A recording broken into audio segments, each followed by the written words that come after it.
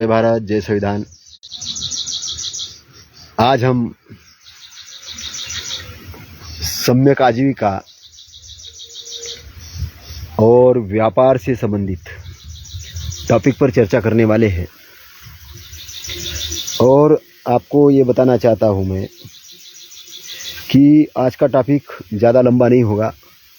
आधे घंटे में हम टॉपिक को ख़त्म कर देंगे और इस टॉपिक का ऑब्जेक्ट है कि तथागत की जो सम्यक आजीविका है इस पर बात करना और बात करके हम लोगों का जो ब्रेन है व्यवसाय की तरफ आकर्षित करना, क्योंकि हम लोग पूछते नहीं व्यवसाय है। अगर हम अपने इतिहास की तरफ जाए तो हमें पता चलेगा कि तथागत चाहते थे कि लोगों की सेवा करें, लोगों की सेवा करें। व्यवसाय का मतलब ही सेवा करना होता है, क्योंकि मांगने वाला नहीं बल्कि देने वाला आदमी बनता है वो। तो जब देने वाला व्यक्ति बनता है तो उसमें समाज का भला होता है। तो सम्यक आजीविका का मतलब है कि ऐसी सेवा, ऐसी आजीविका करना कि जिसमें लोगों का भला हो। तो ये टॉपिक है हमारा, इस पे बेस्ड है। क्योंकि ये अष्टांगिक मार्ग का एक अंग है और बहुत बड़ा अंग है जिस पर बहुत कम बातें होती है। कम बातें इसलिए होती है कि जो प्रवचन करने वाले होते हैं अधिकतर भिक्षु होते हैं, तो वो ध्यान, साधना और धम्म के बारे में ज़्यादा बात करते हैं। लेकिन तथागत ने कहा कि दुख मुक्ति का मार्ग अष्टांगिक मार्ग है और अष्टांगिक मार्ग के अंदर में जैसे ही हम सम्यक दृष्टि, सम्यक संकल्प, सम्यक वाचा, सम्यक क्रमांत के बाद में जैसे हम जाते तो उसमें आता है सम्यक आजीविका। तो आजीविका तथागत ने क्यों लिया, सबसे पहले ये समझने की जरूरत है। क्योंकि आजीविका कर्म के साथ जुड़ा हुआ सब्जेक्ट है। आजीविका कर्म के साथ जुड़ा हुआ सब्जेक्ट है। तो भिक्षु के लिए क्या आजीविका थी? भिक्षुओं को तो भिक्षाटन करके धम्म का के अनुसार अपने आप को एक लीडरशिप में लाना था और प्रचारक बनना था। तो उनका जीवन तो उपासकों के दान पर ही निर्भर था। लेकिन उपासक कृषि, कपड़ा, व्यापार, ये बहुत सारा काम उपासक के द्वारा होना था। तो इनका आइडेंटिफिकेशन करना कि किस तरीके का व्यापार करना है, किस तरीके का व्यापार नहीं करना और व्यापार के लिए क्या प्रशिक्षण की जरूरत है, क्या तथागत इस पर बातचीत करते थे, ये समझने वाली बात है। हाँ, तथागत इस पर बहुत बातचीत करते थे और बातचीत इतनी ज़्यादा करते थे और इतने इंटरेस्टेड थे वो कि उनके कारण बहुत बड़े बड़े व्यवसाय क्रिएट हुए विश्व के अंदर में। विश्व के अंदर में बहुत बड़े बड़े व्यवसाय क्रिएट हुए। तो हम विस्तृत रूप से शॉर्ट में कुछ बात करेंगे, विस्तृत रूप से शॉर्ट में कुछ बात करेंगे। तो सबसे पहले हमें सम्यक आजीविका पर अपनी बात रखने की जरूरत है। सम्यक आजीविका पर अपनी बात रखनी जरूरत है। तो ऐसा व्यापार करो कि जिस व्यापार के अंदर में जीव हिंसा, छल, नशा, शोषण या धोखा न हो। उसका बेस क्या है सम्यक आजीविका का?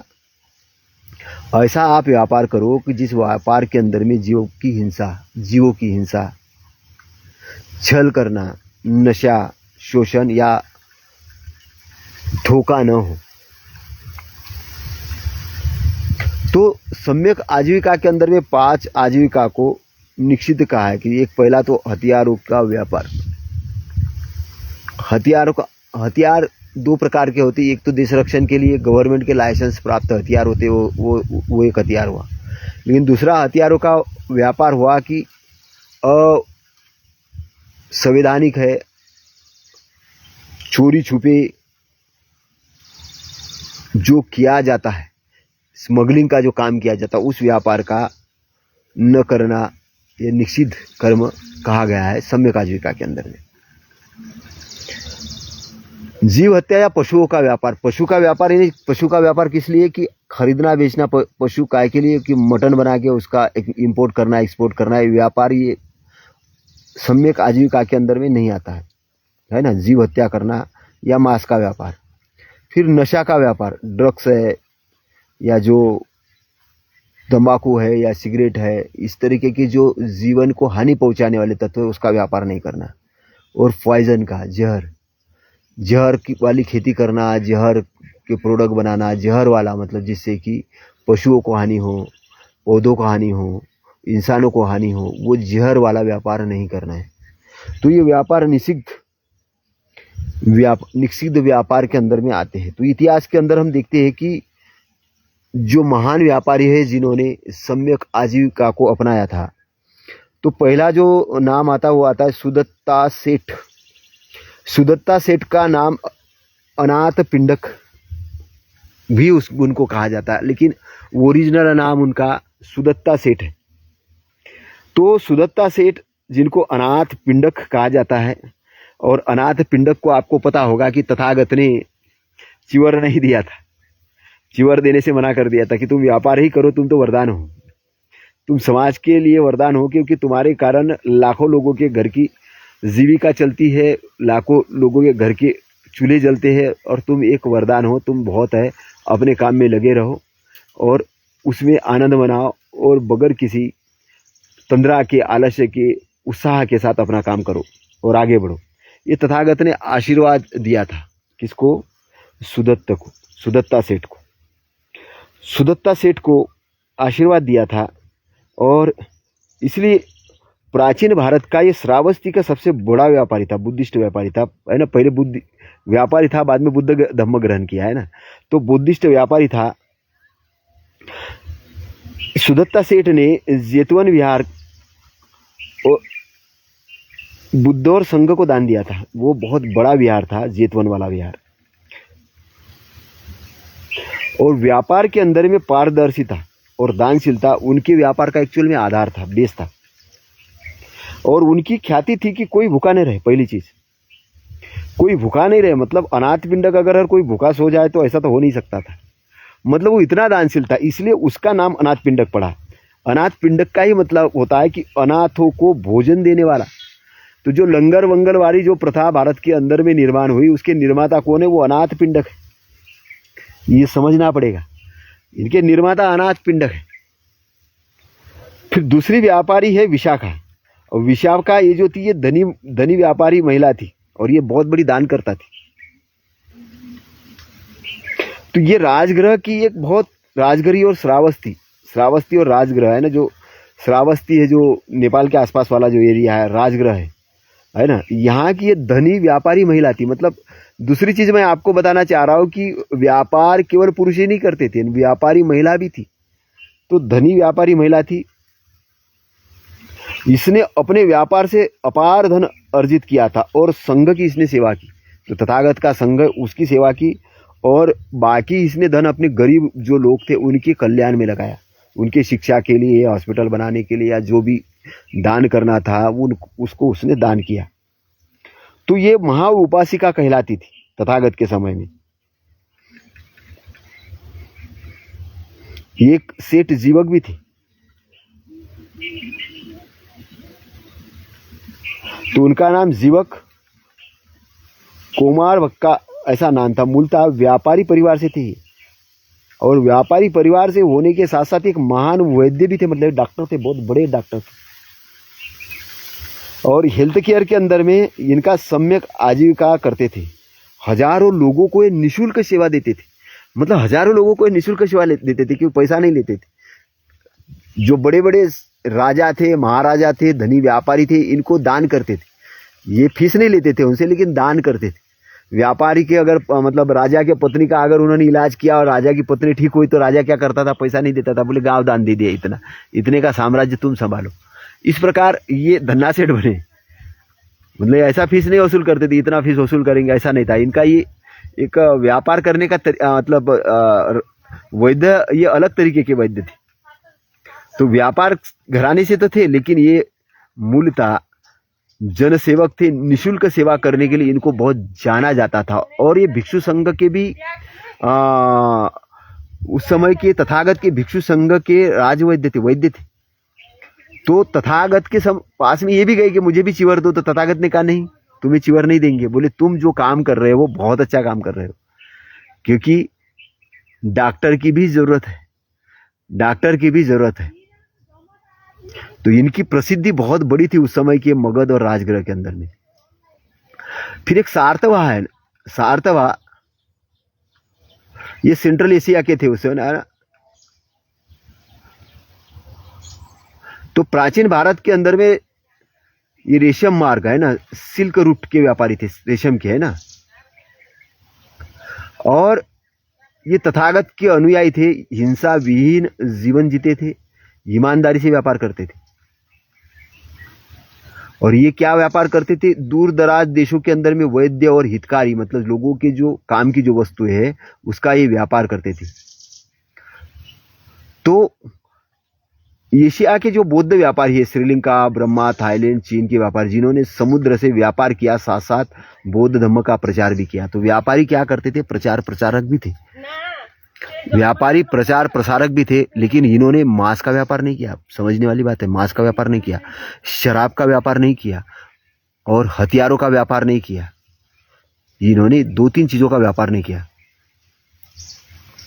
और तो इसलिए बौद्ध संस्कृति और नैतिक व्यापार दोनों इनके देखरेख में फैले हैं एशिया के अंदर में। तो आधुनिक काल के संदर्भ में अगर हम देखते हैं भारत के अंदर में, तो भारत में भी अगर हम एग्जाम्पल लेने लायक है तो वो है जमशेदजी टाटा और रतन टाटा। तो जमशेदजी टाटा अगर रतन टाटा को भी हम देखें तो ये उद्योग में लाभ कमाने के लिए नहीं काम किया, इन्होंने समाज सेवा का काम किया। शिक्षा, अस्पताल, अनुसंधान में, इन्वेस्टिगेशन में उन्होंने काफ़ी अच्छा निवेश किया। और इनका व्यापार भी करुणा और नैतिक मॉरलिटी पर आधारित है। मतलब मुझे ऐसे तो नहीं दिखता कि रतन टाटा का मांस का व्यापार चल रहा हो, रतन टाटा ने बकरों को काटने की दुकान लगाई हो, ऐसा तो नहीं है। नमक की दुकान जरूर लगाई उन्होंने, सुई से लेके ये, लेकिन इस तरीके से, या शराब, टाटा की शराब भट्टियाँ चल रही हो, ऐसा तो नहीं किया। मुझे नहीं लगता कि रतन टाटा या जमशेद टाटा जी ने किया, नहीं किया। तो ये भी तथागत से या बुद्धिज्म से प्रेरित लोग हैं। फिर हम थोड़ा सा अगर नाम ले, कुछ अगर थोड़ा उनका कुछ कंट्रोवर्सी चीज़ें छोड़ दिए जाए तो धीरूभाई अंबानी का भी व्यापार या कपड़ों का व्यापार रहा, उनका टेलीकॉम या अन्य दूसरे जो व्यापार रहे हैं ना। तो अगर देखा जाए तो इन्होंने भी नशा वगैरह का व्यापार नहीं किया, हथियारों का व्यापार नहीं किया। तो इनका भी एक सम्यक आजीविका रहा है भारत के अंदर में। तो अन्य बौद्ध देशों के अंदर में देखते तो अधिकतर व्यापारी सम्यक आजीविका के अंदर में व्यापार किया।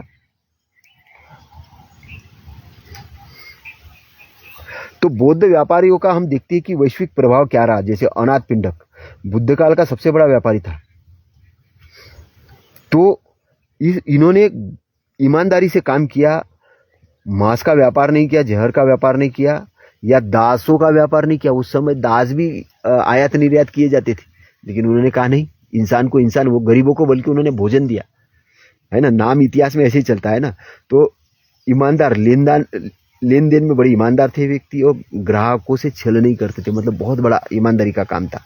और दानशीलता में भी बहुत आगे थे। विहार दान, जेतवन का विहार दान देना एक तो बड़ी चीज़, लेकिन बाकी भी वो चीज़ दान करते थे।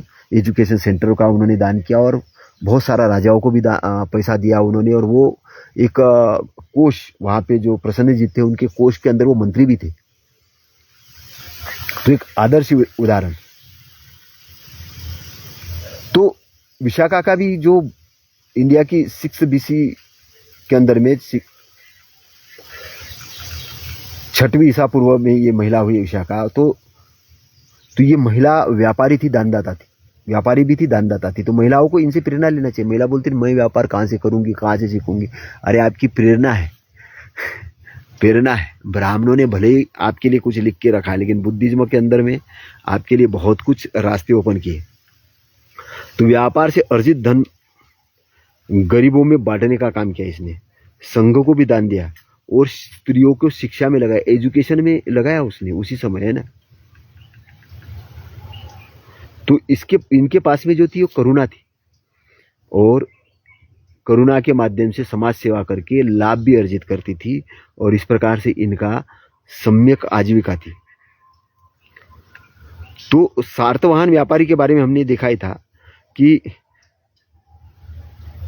इन्होंने भी शराब का व्यापार नहीं किया, निष्कपटता थी, नापतोल में ये अच्छे रखते थे सारी चीज़ों को, ग्राहकों का सम्मान करते थे, और ये भी व्यापार के साथ धम्म का भी, जैसे तथागत की मूर्तियां हो, सुत्त से रिलेटेड कोई लिटरेचर ग्रंथ लेकर ये जाते थे। उस समय भी ताटपत्र पर भी कुछ लिखान शुरू हो गया था। तो चाइना, मंगोलिया, कोरिया, जापान, ये बौद्ध सिल्क रूट के व्यापारी माने जाते हैं। चीन के व्यापारी जिन्होंने सिल्क, जड़, टीका व्यापार किया, जाड़े का और टीका, इनकी एथिक्स भी ऐसे रहे। करुणा से, भावना से प्रेरित होकर फेयर ट्रेड की इन्होंने परंपरा डाली,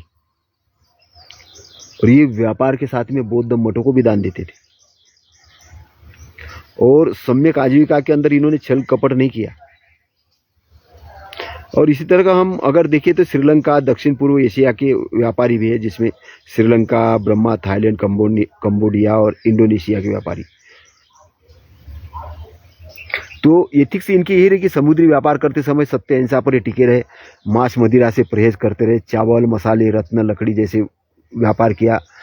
व्यापार से प्राप्त लाभ का उपयोग इन्होंने विहार है, स्तूप है, शिक्षा में निवेश करने में दिया। फिर उसी प्रकार हम थोड़ा सा जापान के व्यापारी की तरफ जाते हैं। जापान 12th और 18 सेंचुरी के अंदर में, तो जापानी व्यापारी वर्ग के अंदर में ओसाका और क्योटो, जिन्होंने ज़ेन एथिक्स अपनाए, ज़ेन जो बुद्धिज्म परंपरा है, तो व्यापार के अंदर ये माइंडफुलनेस, मतलब सजगता से व्यापार करते थे, लेन देन में ईमानदारी और सजगता से रहते थे। लेस प्रॉफिट, लॉन्ग रिलेशनशिप इनका था कि कम मुनाफा कमाओ और स्थायी ग्राहक संबंध रखो। बहुत एक ही ग्राहकों को लूटो नहीं, कि एक चीज़ 100 रुपये की चीज़ है मान के चलो, तो अभी सोचते हैं लोग कि मैं 10,000 में कैसे बेच दूँ, है ना, हीरे की मतलब कोई चमकता डायमंड बना के। ऐसा इनका नहीं रहा। लेस प्रॉफिट मतलब कम प्रॉफिट में ज़्यादा व्यापार करना, और ग्राहकों से लॉन्ग सस्टेनेबल रिलेशनशिप बिल्टअप करना। इसमें जापानी केजेन, तो केजेन क्या कंटिन्यूस इम्प्रूवमेंट में थे, है ना, ट्रस्ट बेस्ड बिजनेस करते थे। इनका है ना, ट्रस्ट बेस्ड बिजनेस मॉडल का इन्होंने जन्म दिया, मतलब इन्वेंशन करता है ट्रस्ट बेस्ड को। उन्होंने कहा कि ट्रस्ट डेवलप करो। तो आधुनिक बौद्ध व्यापारी जो अगर हम देखें तो ये दक्षिण कोरिया के जिन्होंने भी इंटरप्रेन्योरशिप, इलेक्ट्रॉनिक्स और एजुकेशन के अंदर में एथिकल बिजनेस किया। थाईलैंड के अगर व्यापारी देखें तो इन्होंने भी नशा का व्यापार नहीं किया, मांस, हथियारों से दूर रहे, कृषि और पर्यटन, एथिकल इन्वेस्टमेंट में वो ज़्यादा आगे रहे। जापान के ज़ेन आधारित कंपनियां जैसे टोयोटा है ना, टोयोटा जो है ज़ेन माइंडफुलनेस मैनेजमेंट मॉडल के साथ काम करती है। तो आज भी देखिए तो टोयोटा की गाड़ी आपको बहुत अच्छे लेवल पर दिखेगी, अच्छा उनका इंजन मॉडल होगा। तो अमेरिका और यूरोप के अंदर भी जाए तो ये जो ऑर्गेनिक फार्मिंग है, सस्टेनेबल बिजनेस है, या इको फ्रेंडली कंपनियां हैं, ये जो व्यापार कर रही है बुद्धिज्म मॉडल के आधार पे है, सम्यक आजीविका के आधार पे। तो सम्यक आजीविका पर हम बात कर रहे हैं, तो वर्ल्ड वाइड लेवल पर हम बात करने की कोशिश कर रहे हैं। तो बौद्ध व्यापारी हमेशा प्रिंसिपल बेस्ड व्यापार करते थे। तो इनका न हथियार, न मांस, न नशा, अहिंसा का ही पालन करते थे। सत्य और पारदर्शिता, ट्रूथ और ट्रांसपेरेंसी इनके पास में रहती थी कि ग्राहकों को धोखा नहीं देना है। करुणा, कंपेंसेशन, व्यापार से जो लाभ प्राप्त करते थे उससे वो समाज की सेवा करते थे। और सतत विकास, सस्टेनेबिलिटी है ना, प्रकृति और समाज का संतुलन बना के रखते थे। मतलब वो रोड बनाना है तो पेड़ लगाना है, तो बावड़िया ये करना है, तालाब बनाना है, तो ये इस टाइप का ये काम करते थे। दान का काम, धर्म को बढ़ाने के लिए, शिक्षा के लिए और जन कल्याण में निवेश करते थे। यानी इनसे इन्होंने दिखाया कि व्यापार और धर्म अलग अलग नहीं है, बल्कि एथिकल बिजनेसेस है, और एथिकल बिजनेसेस से ही सम्यक आजीविका है। तो अष्टांग मार्ग पर अगर आपको आगे बढ़ना है, आप चाहते हो कि हमें दुख से मुक्ति मिले, तो आपको सम्यक आजीविका के साथ आगे बढ़ना होगा। तो आज के डेट में अगर हम देखते हैं कि 10 दशक बिजनेस, आज भी हम मॉडल बिजनेस के बारे में बात करें तो 10 ग्लोबल एथिकल बिजनेसेस मॉडल जो बुद्धिज्म से इंस्पायर है, बुद्धिज्म से इंस्पायर है। तो पहला है organic farming, natural food business. Organic farming, organic farming मतलब आज आप देख रहे होंगे कि जो नॉन ऑर्गेनिक मतलब जो केमिकल बेस्ड खेती हो रही है, केमिकल बेस्ड खेती का काम क्या है, इसके कारण आप देख रहे होंगे कि डायबिटीज है, कैंसर है, या अन्य जो मतलब जो बीमारियां हो रही, या जो पशु चारा खा रहा है उससे दूध आ रहा है तो ये दूध भी जहरीला हो रहा है। तो हमें ऑर्गेनिक फार्मिंग के तरफ आगे बढ़ना होगा। अभी कुछ कंपनियों के साथ मैं भी काम कर रहा हूँ, कुछ कंपनी है हैप्पी हेल्थ इंडिया, वो भी ऑर्गेनिक फार्मिंग को बढ़ावा देने के लिए अपने प्रोडक्ट लाए हैं, या जैविक आधार पर खेती का उनका एक मॉडल है कि जो उसको प्रचार प्रसारित कर रहे हैं। लेकिन अभी काम बहुत छोटे लेवल पे चल रहा है, लेकिन अभी उसको बढ़ाने की ज़रूरत है। कुछ कंपनियां जरूर बहुत बड़े मॉडल पे काम कर रही है, और मैं गवर्नमेंट ऑफ इंडिया से निवेदन करूंगा कि ऑर्गेनिक फार्मिंग को बढ़ावा देने के लिए काम करे, ऑर्गेनिक फार्मिंग को बढ़ावा देने के लिए काम करे। तो कोई केमिकल नहीं है ना, पेस्टिसाइड नहीं, और जीएम सीड नहीं, मॉडिफाई सीड नहीं, मतलब सीड हो नेचुरल है। तो अहिंसा, धरती, पशु और इंसान सबका ध्यान रखना है। इसका बेस्ड क्या है कि धरती का भी ध्यान रखना है, पशु का भी ध्यान रखना है, इंसान का भी ध्यान रखना है। तो अगर कोई मॉडल देखिए कि कोई आयुर्वेद के मॉडल, कोई अच्छे अच्छे मॉडल अपनाए जा रहे हैं, या होल फूड्स यूएसए का है, इंडिया के कुछ नेचुरल बेस्ड, नेचुरोपैथी वाले जो मॉडल व्यापारियों ने अपनाई है, बढ़िया मॉडल से काम करने की। फिर fair trade practice, coffee, T या हैंडीक्राफ्ट्स, किसानों को उचित दाम बिना एक्सप्लोइटेशन है, पारदर्शिता, करुणा, सस्टेनेबिलिटी। तो उदाहरण के लिए अगर फ्रेट ट्रेड इंटरनेशनल अगर देखते तो इक्वल एक्सचेंज की बात आती है उसमें, है ना। तो फ्रेट ट्रेड प्रोडक्ट्स, तो इस प्रोडक्ट में कॉफ़ी आता है, टी आता है, हैंडीक्राफ्ट्स आती है। टी के अंदर भी कौन सी आती है, ग्रीन टी है, कॉफ़ी भी है कि जिसके अंदर में बहुत सारे पोषक तत्व होते हैं, वो वाली चीज़ है ना। तो उसमें किसानों को उचित दाम बिना एक्सप्लोरेशन के, पारदर्शी और करुणा, ये फेयर ट्रेड प्रोडक्ट के अंदर में आता है। जो 10 organic farming and natural food के बिजनेस मॉडल को हम देख रहे हैं। 3 eco friendly construction and real estate, green buildings, less population, renewable energy use, ये अभी। फिर पर्यावरण की रक्षा के लिए अहिंसा का पालन करना। उदाहरण के लिए हम देखेंगे कि Tata housing green building project, Japan में जेन इंस्पायर आर्किटेक्चर, ग्रीन बिल्डिंग का जो अभी प्रोजेक्ट आ रहा है कि जिसमें लेस पॉल्यूशन हो और रिन्यूएबल एनर्जी यूज हो। तो रिन्यूएबल एनर्जी 4th नंबर पे, सोलर, वाइंड और हाइड्रो में। तो फॉसिल फ्यूल, तेल कोयला से हानि नहीं है ना, तेल कोयला वाला ज़्यादा काम नहीं करना है। तो सतत विकास, सस्टेनेबल डेवलपमेंट, यही सम्यक आजीविका है। उदाहरण के लिए अगर आज देखिए तो टेस्ला है जो सोलर पे काम कर रहा है, या सुजलोन इंडिया के अंदर में जो काम कर रहा है। फिर 5वां जो है education and skill development companies, बच्चों और युवाओं को शिक्षा देना, अहिंसा प्लस करुणा का उनको ज्ञान देना, उनका एक्सप्लॉयटेशन नहीं करना, शोषण नहीं करना, उनको एम्पावरमेंट करना, जैसे खान एकेडमी वगैरह जो कर रहे हैं। फिर हेल्थ केयर एंड वेलनेस, तो हेल्थ केयर और वेलनेस के अंदर हॉस्पिटल है, आयुर्वेदा है, मेडिटेशन है, योगा है, इस टाइप के है ना। शराब, तंबाकू, नशा नहीं, ये नहीं करने के लिए उनको दूर रहने के लिए बोलना, केवल स्वास्थ्य पर ध्यान देने के लिए कहना, है ना। उदाहरण के लिए अभी मेडिटेशन सेंटर्स है, ये स्वास्थ्य के लिए है, या अच्छे वाली जो हॉस्पिटल्स है।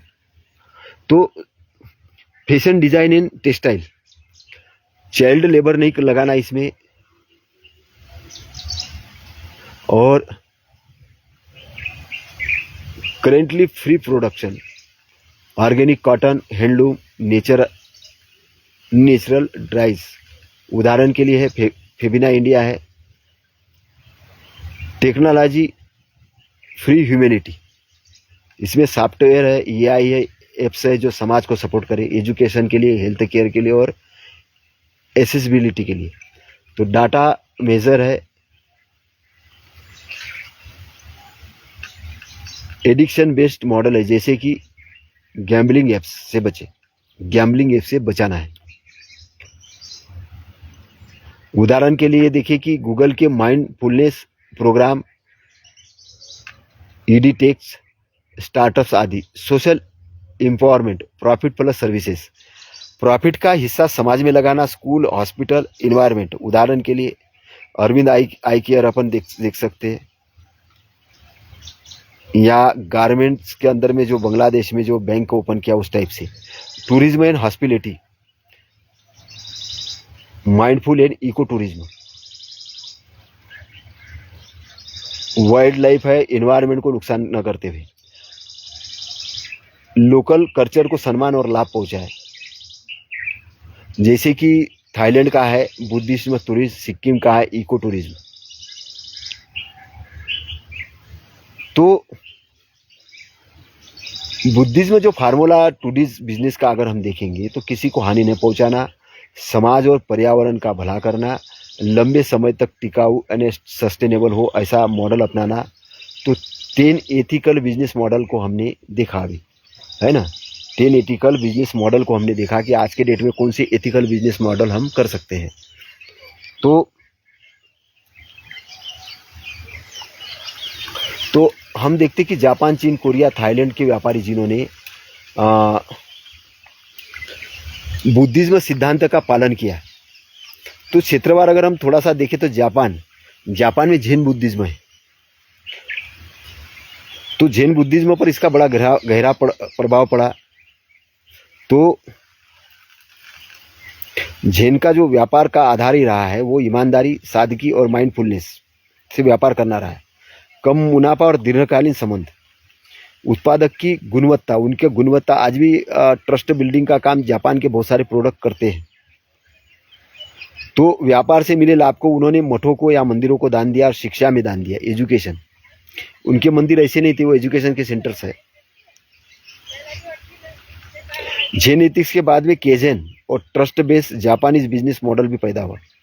चाइना का अगर देखें तो silk road Buddhism merchants China, तो बौद्ध व्यापारी सिल्क रूट पर सक्रिय थे 2nd BC से 90 BC तक। सामान्यतः सिल्क टी इस टाइप से। एथिक्स है, वे नशा आदि व्यापार नहीं करते थे, सही नापतोल रखते थे, निष्कपट व्यापार करते थे। तो बुद्धिज्म मोनेस्ट्री का दान देते थे। तो इस प्रकार से दान देते हुए चाइना में बुद्धिज्म फैला। व्यापारी का कारवा बौद्ध ग्रंथ और मूर्तियां साथ में लेकर जाते थे। तो कोरिया के अंदर में भी देखो कि बुद्धिज्म कैसा फैला। तो कोरिया में बौद्ध धर्म 4th सेंचुरी में चीन से पहुंचा। व्यापारी वर्ग सम्यक आजीविका का पालन किया, व्यापारियों ने सम्यक आजीविका का पालन किया और आय का बड़ा भाग मंदिरों में और अनाथालय में दान दिया। छल कपट रहित व्यापार किया और युद्ध सामग्री से उन्होंने दूरी बनाई। करुणा आधारित व्यापार किया, ग्राहकों के साथ मानवीय संबंध रखे। तो श्रीलंका को अगर हम देखें तो श्रीलंका ने 3rd BCS में श्रीलंका का व्यापार का समुद्री का बहुत बड़ा केंद्र था। व्यापार में मसाले, रत्न और हाथी दंत निर्यात करते थे। तो इनका भी एथिक सम्यक आजीविका का रहा। शराब, मांस, हथियार का व्यापार निषिद्ध था और मुनाफे का अधिकतर भाग स्तूप को और शिक्षा के में लगाते थे और बौद्ध मठों का संरक्षण करते थे। इसके कारण थेरवादा बुद्धिज्म का बहुत बड़ा केंद्र श्रीलंका बन पाया। थाईलैंड का अगर हम देखें तो थाईलैंड के व्यापारी चावल, रबर, मसाले और लकड़ी के बने निर्यातक रहे हैं। इनका भी बुद्धिज्म वैल्यू रहा है। ग्राहकों और कर्मचारी के साथ इनका करुणामय संबंध रहा है और इन्होंने भी मांस, हथियार से परहेज रखा है और व्यापार का आय का अधिकतर हिस्सा इन्होंने विहारों और सामाजिक कार्यों में दान दिया। और आज भी कई कंपनियां CSR को धम्मदान मानकर करती हैं। तो सार तो कॉमन एथिक्स क्या है? सम्यक आजीविका का इन बिजनेस के अंदर में तो कुछ हम देख सकते। तो अहिंसा, हथियार, मांस, नशा का व्यापार नहीं किया इन्होंने। सत्य, नापतोल में सत्य रहे, कीमत और लेन देन में ये ईमानदार रहे, और करुणा रही इनके बीच में। समाज के अंदर में व्यापार का लाभ इन्होंने बांटा, जरूरतमंदों में लगाया। दानदाता बहुत बड़े रूप में रहे व्यापारी, और इन्होंने शिक्षा केंद्रों पर, स्वास्थ्य पर, विहारों में काफ़ी बड़ा दान दिया, और सतत विकास, प्रकृति और समाज का संतुलन बनाने का काम इन्होंने किया।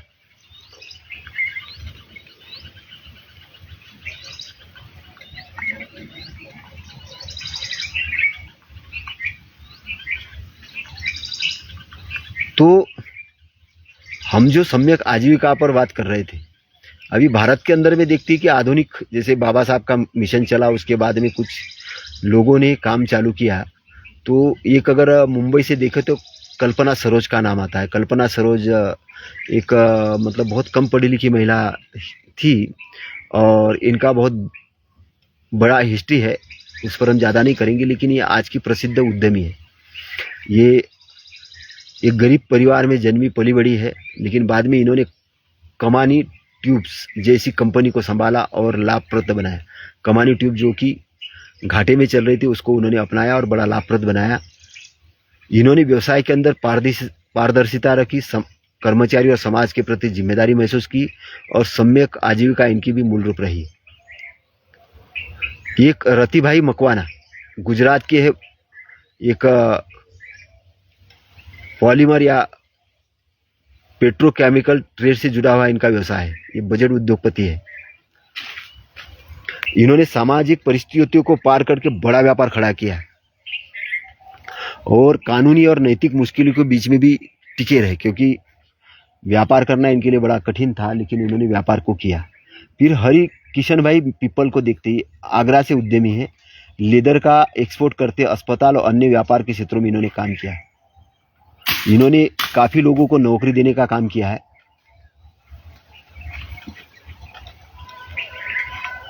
मलकी चंद जंगल लुधियाना स्थित उद्यमी है। टी शर्ट मैन्युफैक्चरिंग एक्सपोर्ट के बड़े व्यापारी है।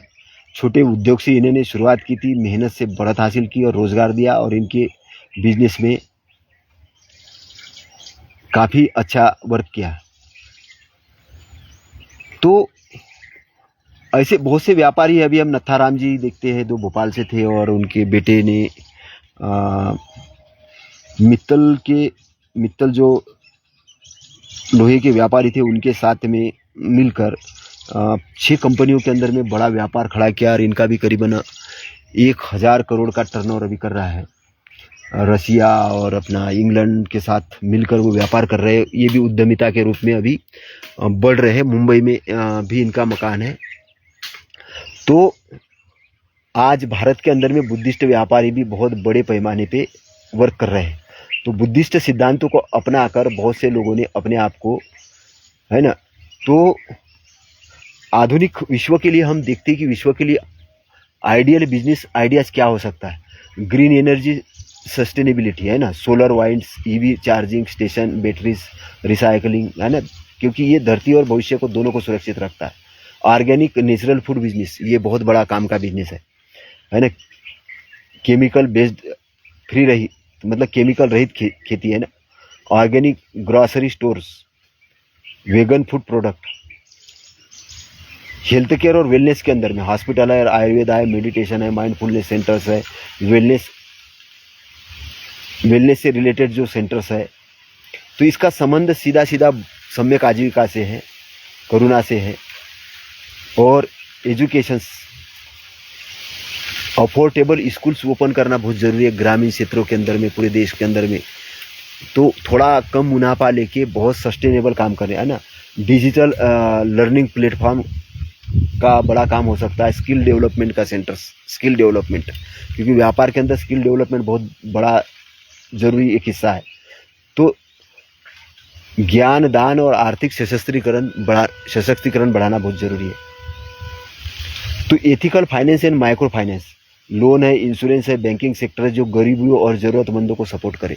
लेकिन आज हम देखते हैं कि बैंकिंग सेक्टर के अंदर में बहुत, जैसे सरफेसी एक्टर के अंदर में हम देखते हैं कि वो मैनेजर्स है और मार्केट के दलाल है, ये मिलके गरीब या ज़रूरतमंद या जो मिडिल क्लास है इसकी संपत्ति हथियाने में लगे हैं। और उसमें मैं देखता हूँ कि वो जो पीठासीन अधिकारी ये भी घुले मिले हैं, वकील घुले मिले हैं। तो ये नहीं करना है, क्योंकि बुद्धिज्म का प्रभाव अगर इन लोगों पे पड़ेगा और अच्छाई अगर जाएगी तो ये लोग थोड़ा दानशील होंगे। नहीं तो आज क्या लूटालूट ज़्यादा मची है, लोग उसको व्यापार समझने लगे, लूट को ही लोग व्यापार समझने लगे। लूट व्यापार नहीं है, लूट असम्यक आजीविका, और इससे आपको बड़ा लाभ नहीं होने वाला, क्योंकि आपका कर्म अच्छा होना बहुत ज़रूरी है।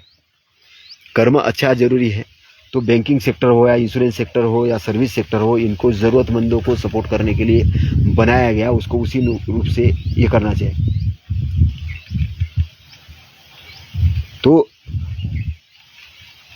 एक्सप्लोटेशन से मुक्त होना चाहिए, कंपेंसेशन बेस्ड फाइनेंस मॉडल। तो sustainable finance, handicrafts, organic cotton, crural free textile, local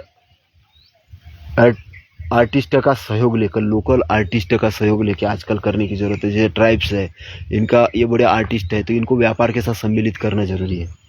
या किसान है, या कुछ ऐसे जो मॉडल बनाए जा सकते हैं जिससे कि आर्थिक सुदृढ़ीकरण हो, जिनका जीवन निर्वाह चले और संस्कृति का संरक्षण हो। इको टूरिज्म और कल्चर टूरिज्म, बौद्ध स्थलों पर माइंडफुलनेस टूरिज्म पर्यावरण को बिना नुकसान पहुंचाए। थाईलैंड, श्रीलंका और सिक्किम जैसे मॉडल अभी इंडिया में भी अपनाने की जरूरत है। Technology for humanity, EFC AI solution या हेल्थ केयर, एसेसिबिलिटी या एजुकेशन से संबंधित। गैम्बलिंग, डार्क एड या नशा बढ़ाने वाले से बचे।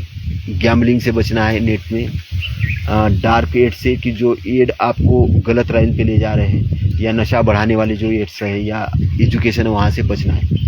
Water and environmental solutions, clean drinking water project आज के डेट में बहुत अच्छा काम करने वाला प्रोजेक्ट है, क्लीन ड्रिंकिंग वाटर।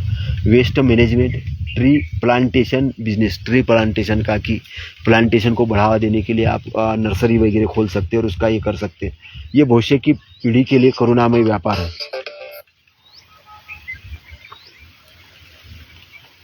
तो पब्लिशिंग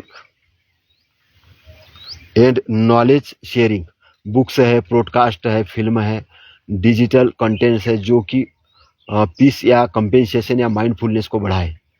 तो सारी यही कि मॉडल, बिजनेस मॉडल कैसा अपनाना चाहिए जो कि प्रॉफिटेबल हो, कंपनसेशन हो, सस्टेनेबिलिटी वाला हो और एथिक्स वाला हो।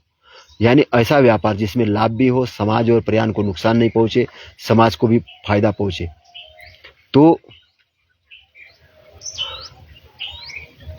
इंडिया के लिए अगर देखें टॉप 3 बिजनेसेस अगर हम देखें तो ऑर्गेनिक नेचुरल फूड से रिलेटेड बिजनेस अभी इंडिया, क्योंकि जनसंख्या ज़्यादा है, तो हेल्थ कॉन्शियसनेस मिडिल क्लास हो रहा है, तेज़ी से बढ़ रहा है। लोग केमिकल फ्री प्रोडक्ट चाहते हैं, है ना, और ऑर्गेनिक फूड चाहते हैं, और इसकी डिमांड ज़्यादा बढ़ रही है। तो ऑर्गेनिक फूड का हम स्टोर ओपन कर सकते हैं online offline. Vegan dairy alternative, soya milk या almond milk, organic spices, pulses export Bharat की सबसे बड़ी ताकत है अभी। और प्रॉफिट, हाई प्रॉफिट है, हाई मार्जिन है, एक्सपोर्ट है, बहुत बड़ा डिमांड है अभी। तो बुद्धिस्ट एथिक्स लगाने यहाँ पे, अहिंसा, शुद्ध भोजन, माइंडफुलनेस से जुड़ा हो। वेलनेस, मेडिटेशन एंड माइंडफुलनेस, इसमें स्ट्रेस, डिप्रेशन और बर्नआउट की वजह से वेलनेस इंडस्ट्री का भारत तेज़ी से बढ़ रहा है। आज ही मैंने एक पेपर में पढ़ा कि एक बच्चा स्ट्रेस में था, उसका सॉफ्टवेयर कंपनी कुछ बना रहा था, लेकिन इसमें उसको लॉस हुआ, कहीं से उधार लिया होगा, तो वो उस लॉस को सहन नहीं कर पाया और उसने अपने आप को डिप्रेशन लेवल पे अपने आप को लेगा, और डिप्रेशन लेवल में उसने अपने शरीर को समाप्त किया।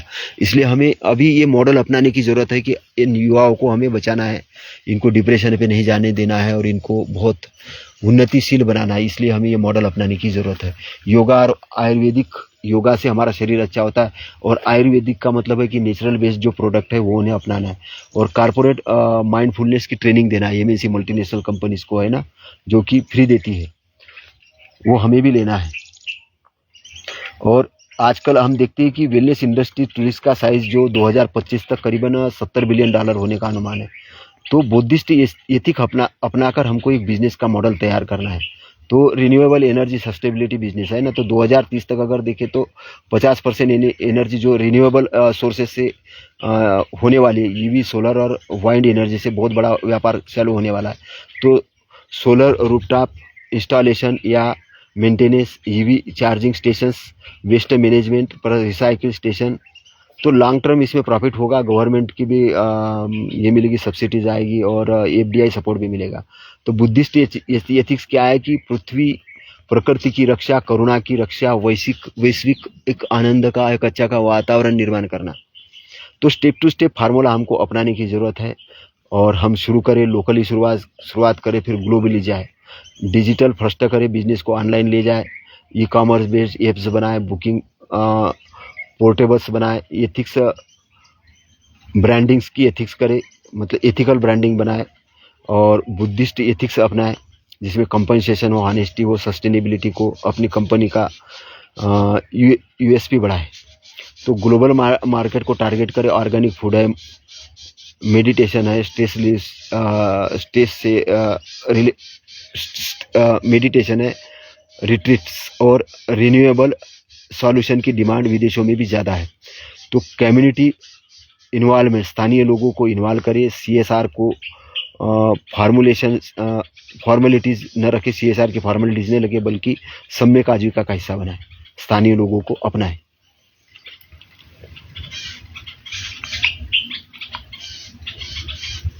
तो हमें ग्लोबली रूप से जाना है। आज का जो मैंने जो बिजनेस मॉडल पे बात की, सम्यक आजीविका पे बात की, तो एजुकेशन सेक्टर्स है या एग्रीकल्चर है, अन्य इंडस्ट्रीज है, तो आज हमें इससे कुछ चीज़ें आपको भी समझ में आई होंगी, कुछ मुझे भी समझ में आई। तो बोलते वक्त या ये रिसर्च करते वक्त मुझे भी इंटरनेशनली जाने का अवसर मिल रहा है। आपका मंगल हो, शुभ मंगल हो। मंगल कामनाओं के साथ नमो बुद्धाय, नमो धम्माय, नमो संघाय, साधु साधु।